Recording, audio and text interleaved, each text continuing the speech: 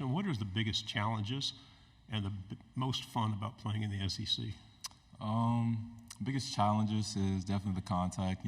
Every single day is guys going as hard as possible, and everybody's out there trying to make a name for themselves. But the best thing for sure is definitely the fans and the interactions with the fans.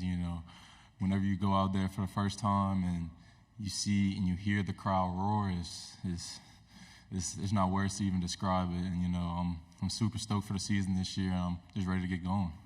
There's a good vibe about your team going into the season. How does that feel? It feels great. We understand there's a lot of expectations on us this year, but at the end of the day, we all understand that everything that we're worried about, we only can control what we can control. And we all just worried about the guys inside the facility. We understand that each and every day we have to get better, and that's really the main goal for right now, is just trying to get better every single day, and just trying to get the best possible expectations as possible. The middle. Can you speak on the talent that the wide receiver and the depth that the wide receiver room has, and then the potential of a player like Norrell White being a freshman? It's incredible, having that many guys in your room, and it's good to have that much depth as well. You got guys like Juice Wells, Jordan Watkins, Aiden Williams, Caden Lee, and Norrell White as well. I could keep naming guys as well. And it's good to have that many guys who all can support you and all can come in and get reps and really have good, meaningful reps as well. So it's really huge going into this season for sure. Okay. Yeah, Evan Camico, Pig Trail Nation. Trey, for you, new Rebel in Chris Pooh-Paul. What have you seen out of Pooh since he's gotten to Oxford, and how's you been building a relationship with him? He actually sits literally 2 lockers over from me. So we see each other every day. We always talking, and I'm excited for him. I'm excited to see him play sideline to sideline. He's been learning Coach Golden's defense nonstop. Always see him up there, getting some type of walkthrough or just doing something. He's almost taking a leadership role as well. It's going to be really exciting to see him and guys like T.J. Dudley as well, just going out there and making physical, hard-nosed plays. So I'm really excited to see them this season. The back row. Dan Peck, ESPN 106.7 in Auburn. Just talk about Jackson. I mean, what does he bring as a leader, as a quarterback? How huge is it to have him back for another season? It's monumental, to be completely honest with you.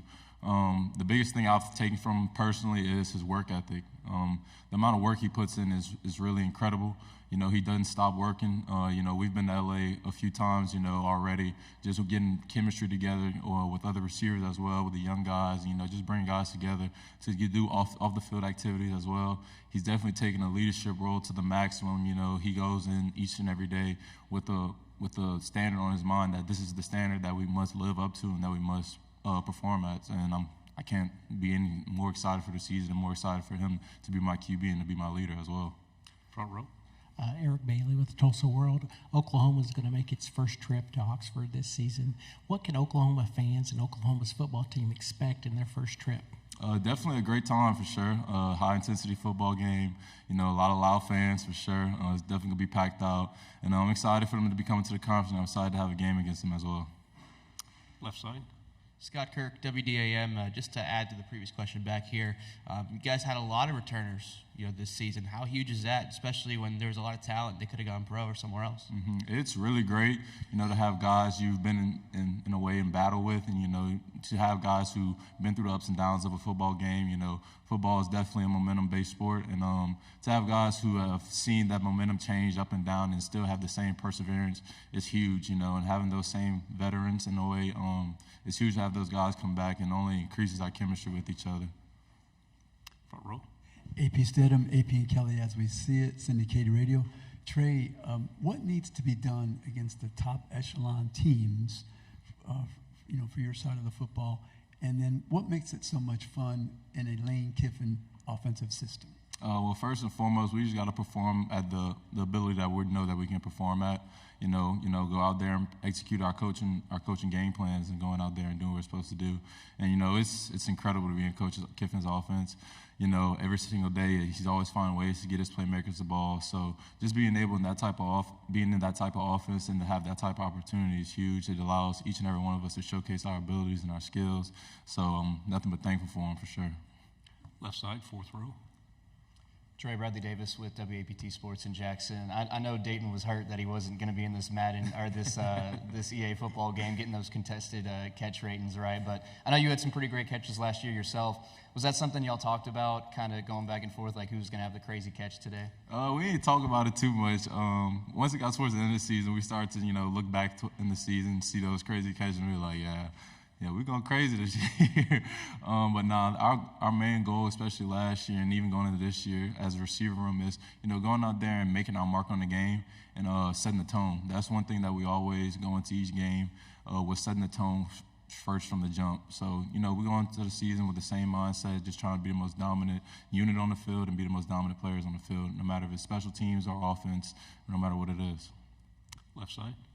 Trey, what do you remember about going to Georgia and the atmosphere that was there last year, and then you guys get to return the favor this year? What's it going to be like when they come in to Oxford, and what can we expect from the atmosphere there? Definitely trying to return the favor for sure. I remember the atmosphere being an extreme atmosphere. A lot of fans talking crazy, but it's something you're used to once you get to this level. And my expectations going into next year, whenever they come to Ole Miss, is on giving them the same thing back to them. I know our fans are gonna do what they're supposed to. They're gonna come out and support us with as much as possible, and they're gonna do what they're supposed to do. Front row. Trey, Oklahoma and Texas are bringing a very storied rivalry into their conference, but this is a conference with a lot of rivalries. Can you talk to me a little bit about the Egg Bowl and what that rivalry is like and what those fans at OU Texas can expect out of this rivalry? That Egg Bowl rivalry is definitely something serious. I'm gonna be honest. At first, when I first got here, I didn't fully understand it until I played in the game. But I'm gonna be honest, it is a different type of hate. I'm gonna be honest with you, it's a different type of hate, and I'm excited for that game as well. And OU and Texas, they're gonna have some rivalries amongst themselves and with other teams as well. So as long as everybody go out there play a clean game, I think everybody's gonna have a rivalry at the end of the day. It's the SEC. It's a real competitive league. So Left side in the back. Playing for Coach Kiffin, you see a different Lane Kiffin than I think folks who are watching him on TV or following him on social media. What are some things about Coach Kiffin that might surprise some people that you get to see as one of his players? I don't think there's much that's gonna surprise people. He's honestly a real chill guy. He's always looking for a way to make it easier for guys. Always trying to make it easier for the players, make sure their schedule is working out for them, and things like that. And one thing that always impresses me is his ability to flip a switch whenever it's time for us to play a game. One thing he harps on before the games is for us to conserve our energy as much as possible, and just really relax and be as calm as possible. But once that game starts, it's time to flip that switch and turn to a monster. Final question here on the right.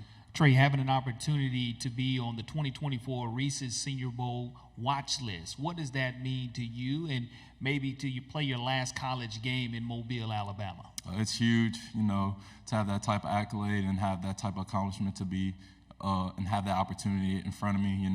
It's something that a lot of people dream of and a lot of people want to accomplish, and I'm glad I'm able to have that opportunity ahead of me. Very good. Nice job. Good Thank luck y'all this so year. much.